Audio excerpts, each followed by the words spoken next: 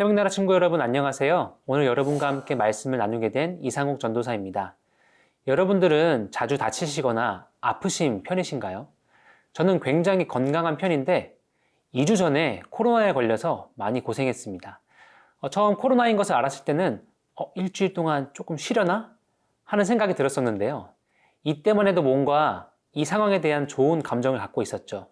그런데 그 다음날부터 증상이 심해지기 시작했습니다. 그런 생각이 싹 사라지면서 그냥 이때가 빨리 지나가기만을 기다렸습니다.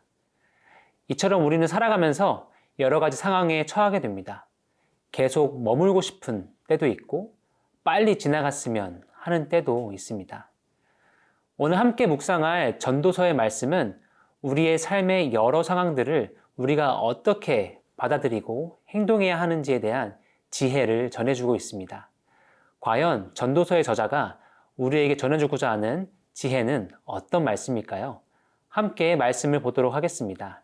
오늘 함께 묵상할 말씀의 제목은 때의 비밀입니다. 오늘의 말씀은 전도서 3장 1절에서 15절입니다.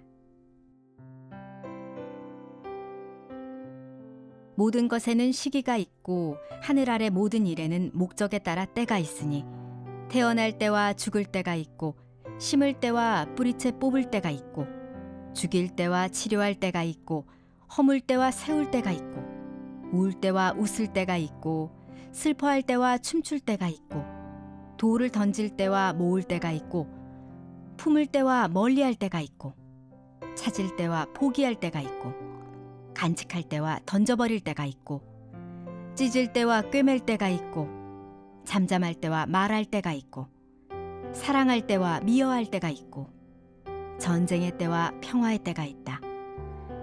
사람이 열심히 일해서 얻는 것이 무엇인가? 내가 보니 그것은 하나님께서 사람들에게 주신 고통이었다.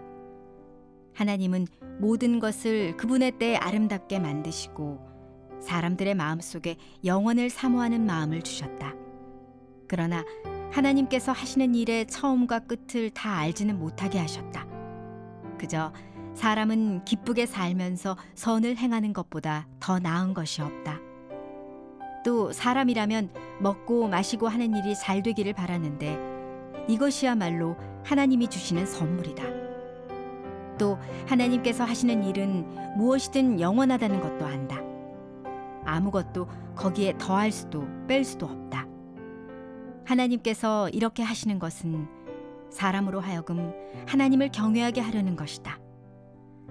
예전에 있었던 일이 지금도 있고 앞으로 일어날 일도 이미 있었던 것이다.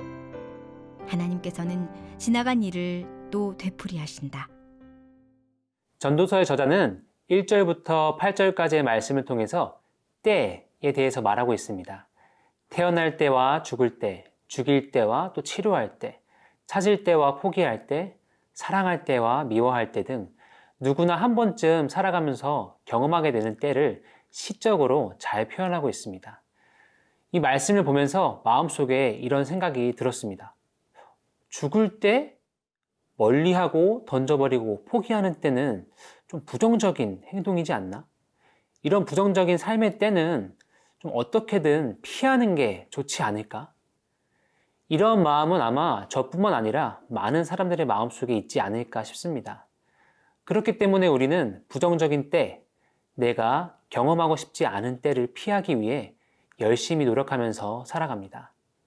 그리고 나의 노력에도 불구하고 그 때를 만나게 되면 어려워하며 실망하고 좌절하기도 합니다. 하지만 오늘 말씀은 우리에게 이렇게 말하고 있습니다. 1절 말씀을 함께 읽도록 하겠습니다. 모든 것에는 시기가 있고 하늘 아래 모든 일에는 목적에 따라 때가 있으니.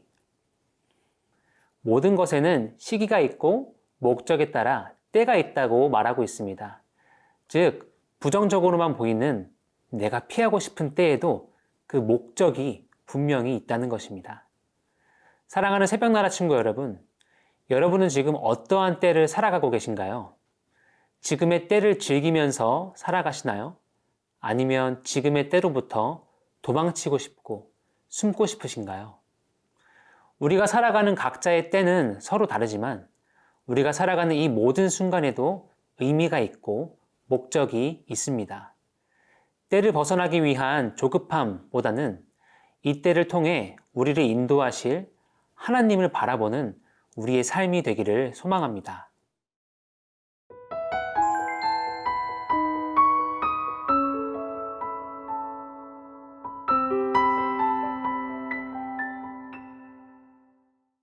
말씀처럼 모든 때에는 시기가 있고 목적이 있습니다. 그런데 문제는 이 사실을 모르는 것이 아니라 알고 있음에도 불구하고 행동하기가 어렵다는 것이죠. 이 말씀을 묵상하면서 떠올랐던 성경 인물이 한 명 있는데요. 바로 요셉입니다. 요셉은 형들로부터 버림받고 노예가 되어 이집트로 끌려갑니다. 그리고 노예 생활을 하다가 억울하게 감옥까지 가게 되고 이러한 때를 10년도 넘게 살아갑니다. 그렇다면 요셉은 이 고난의 때를 지나고 어떻게 이집트의 총리가 될 수 있었을까요? 그것은 바로 우리의 때를 이끄시는 하나님과 동행했기 때문입니다. 11절 말씀을 함께 읽겠습니다. 하나님은 모든 것을 그분의 때에 아름답게 만드시고 사람들의 마음속에 영원을 사모하는 마음을 주셨다. 그러나 하나님께서 하시는 일의 처음과 끝을 다 알지는 못하게 하셨다. 아멘. 하나님께서는 우리의 모든 때를 아름답게 만드시는 분이십니다. 그리고 그 아름다움은 영원하며 그때는 우리에게 선물과도 같은 순간입니다. 그리고 하나님의 인도하심을 받는 우리의 때는 더할 것도 없고 뺄 것도 없는 완전한 순간이라고 말하고 있습니다. 요셉이 경험했던 노예 생활, 감옥 생활은 당장이라도 도망치고 싶었던 고난의 때였지만 하나님과 동행했던 그 때를 하나님께서는 아름답게 인도하셨고 요셉에게는 선물과도 같은 축복의 시간으로 만들어 주셨습니다. 그렇다면 우리의 때를 주관하시는 하나님을 우리가 믿을 때 우리의 삶에는 어떤 모습이 나타나야 할까요? 함께 12절 말씀을 읽겠습니다. 그저 사람은 기쁘게 살면서 선을 행하는 것보다 더 나은 것이 없다. 말씀과 같이 요셉도 그 고난의 때를 살아가면서 주변 사람을 기쁨과 선함으로 대하며 성실하게 살았습니다. 사랑하는 새벽나라 친구 여러분, 지금 고난의 때를 지나고 계신가요?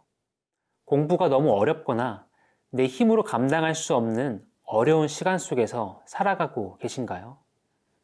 힘이 들어서 모든 것을 내려놓고 이때로부터 도망치고 싶을 때 우리의 때를 주관하시고 인도하시는 하나님을 기억했으면 좋겠습니다. 그리고 모든 때를 주관하시는 하나님의 말씀에 순종하며 선을 행하며 이웃을 사랑하며 살아갈 때 우리의 삶에 놀라운 하나님의 역사하심이 있을 것입니다.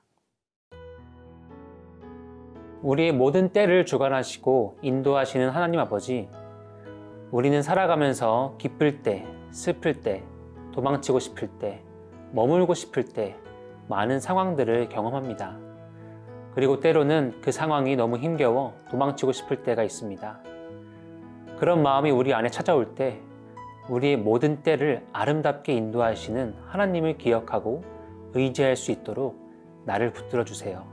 감사합니다. 예수님의 이름으로 기도합니다. 아멘.